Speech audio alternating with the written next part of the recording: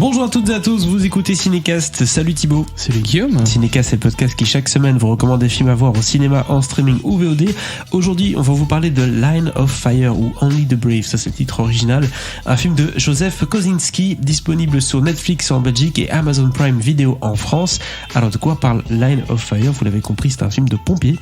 Un bon gros film de pompiers. Eh oui. Qui nous parle d'une histoire vraie, tout simplement. Déjà en juin 2013, dans l'Arizona, il y a un énorme feu de forêt qui est en train de ravager la nature et qui s'approche dangereusement d'une ville. Comme tous les étés aux États-Unis. Comme tous les étés, c'est un peu récurrent. Et en fait, il faut savoir qu'il y a des pompiers qui s'appellent des hotshots, ils sont certifiés, qui sont envoyés en première ligne pour essayer d'interrompre le feu. Alors pas en lui balançant de l'eau sur la gueule, un petit peu quand même, mais en essayant en fait de tout bloqué sur son chemin, donc de parfois brûler la terre avant que le feu arrive, pour défricher pour faire en sorte que le feu ne puisse plus progresser. Et donc ces pompiers là sont des hommes qui sont en première ligne, c'est de ça dont le film parle. Alors au casting on retrouve Josh Brolin, Miles Teller et Jeff Bridges et aussi Taylor Kitsch, je tiens à le dire. Faut-il voir Line of Fire et pourquoi? On vous dit ça juste après l'extrait de la bande-annonce. I worked this blaze near Montana. In the blink of an eye, just fire everywhere. And then, charging out of these flames, comes this bear on fire. It was the most beautiful and terrible thing I've ever seen. I heard you guys had some slots available. You lost, or? We got one slot open. You know what we're training for? Hot shots get to engage the fire directly. Alors Thibaut, ce film qui sent bon l'Amérique, qui sent bon les héros américains qui vont braver le feu et qui sont tous des hommes bien virils, qu'est-ce que tu en as pensé et surtout, est-ce que tu nous recommandes de le voir? Oui, je le recommande. Oui. Oui, parce que... Pourquoi? Alors j'aurais dû le lire dans l'autre sens, mais soit. Parce que pourquoi? Déjà, je suis content qu'il soit disponible ici sur Netflix maintenant, parce qu'il n'était pas sorti au cinéma à l'époque. Il n'était pas sorti au cinéma en France non plus, cela dit. E-cinéma. Voilà, le e-cinéma, ça c'est quelque chose quand même. Bref, un film qui était plutôt assez grand spectacle, parce que voilà, t'as des feux de forêt, c'est quand même mieux de voir ça sur grand écran que sur ton téléphone.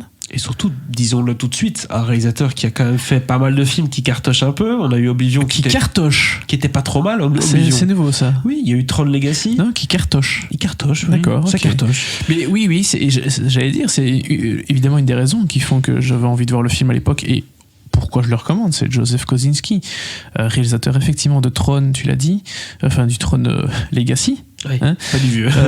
Oui. D'Oblivion avec Tom Cruise. Et prochainement bientôt de Top Gun 2. Et oui, le film que tu attends un tout petit peu.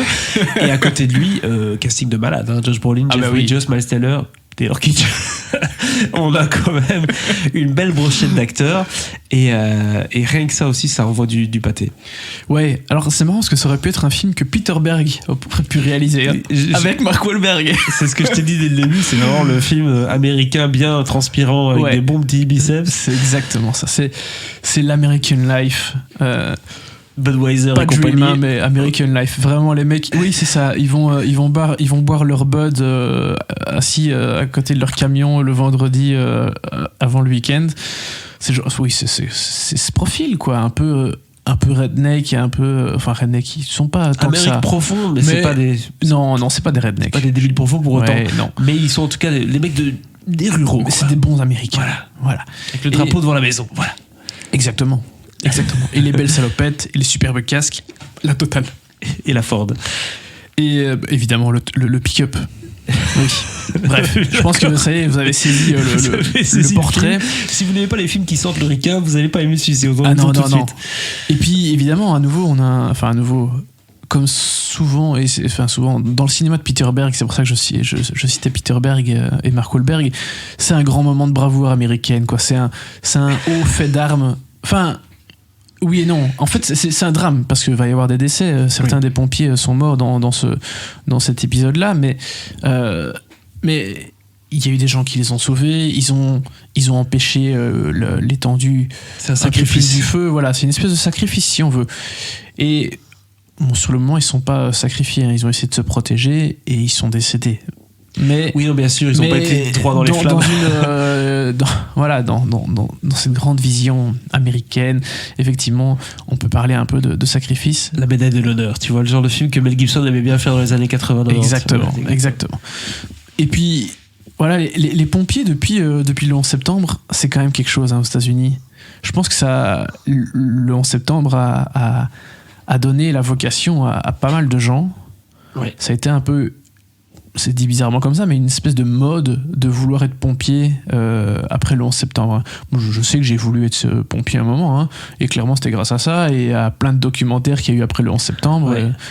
Et donc, on est un peu dans cette veine-là, tu vois, montrer le corps américain, et quand je dis corps, comme le corps d'armes, comme l'armée. La puissance de l'Amérique. Exactement. Et c'est ça. La puissance, même quand l'Amérique est attaquée. Parce que d'une certaine façon, c'est un peu ça. Ah, bien même sûr. si, bon, feu de forêt, on l'a dit, c'est quelque chose qui a vraiment tous les ans en Californie. Ici, on est en Arizona, mais voilà. C'est quelque chose de vraiment récurrent. Ouais. Mais on montre d'une certaine façon la puissance d'armes de l'Amérique face à une attaque. Et c'est de ça que le film parle. C'est d'un moment de bravoure, d'où le titre en version originale, Only the Brave. Seuls les courageux, seuls les braves. Et ça veut tout dire. C'est presque un film de recrutement, quoi. Mais quasiment. comme Top Gun a pu être un film de recrutement pour l'armée à l'époque. Oui, tout à fait. Et oui, c'est exactement ça. Mais le cinéma américain est typique pour ça. Il y a vraiment des films comme ça qui sont vraiment liés à des causes et à certaines périodes de l'histoire. Et Only the Brave s'inscrit là-dedans, quoi. Donc un jour, on aura peut-être un film on a déjà eu des films sur les policiers, on a déjà eu des films sur les pompiers, sur l'armée. Qu'est-ce qu'ils vont nous sortir d'autre? Mais ils vont trouver encore quelque chose qui, à un moment ou un autre, résonnera. À ton avis, avec le Covid, on va se taper des films d'infirmiers, ça va arriver. Exactement. Donc, exactement. Tout ce que je veux dire, c'est que forcément, vous l'avez compris, et on en a déjà parlé depuis un bon bout de temps, il y a cette couche américaine. À côté de ça, il y a cette histoire. Il y a cette histoire, est-ce qu'elle est intéressante? Est-ce qu'elle est entraînante? Puisqu'il y a quand même ce dilemme, ce feu qui approche. Mais oui, je trouve ça assez intéressant de voir la façon de procéder, parce que on n'est pas juste face à des types qui vont devoir juste éteindre un incendie. Enfin, je dis juste éteindre le feu d'un bâtiment. C'est pas du tout de ça qu'il s'agit. On est dans une autre dynamique, une autre façon de procéder. Et effectivement, tu vas aller voir défricher certaines parties, je pense, parce que j'ai vu le film il y a un moment. Oui. Je l'ai pas revu récemment. Mais voilà, tu découvres d'une certaine façon un autre corps de métier, et c'est assez intéressant. Et puis voilà, t'as le casting qui est au top, quoi. Moi, Jeff Bridges, j'adore. Josh Brolin, j'adore, ouais. Même si parfois il fait un peu des films de daube. Miles Teller, je suis plutôt client. Le dernier, j'en parle pas, Taylor Kitsch, parce que voilà, moi, s'il pouvait arrêter de faire du cinéma, tout simplement, je m'en porterais pas plus mal, quoi. C'était pas mal. Mais il fait le boulot dans le film, faut être correct. Il a tout à fait la carrure et la tête pour ça. Cela dit, on parle du casting. Certes, il y a la bande les camarades, mais est-ce qu'on se concentre aussi sur la vie de un ou d'autres pompiers de manière un peu plus approfondie, son background, sa famille et tout, ou bien on parle vraiment de l'incendie? Mais tu vois. Alors, il n'y a pas vraiment la concentration. Enfin, si, il y a un petit peu les familles qui s'inquiètent parfois. Et t'as aussi ce qui se passe, genre, enfin, dire le responsable de la caserne, ce genre de choses. Voir leur stratégie aussi. Ouais. T'es pas tout le temps juste avec ce petit groupe de pompiers. Donc, c'est qu'il y a quelque chose de plus vaste, de plus grand qui est là. Et t'as un petit peu aussi, oui, effectivement, certaines compagnes.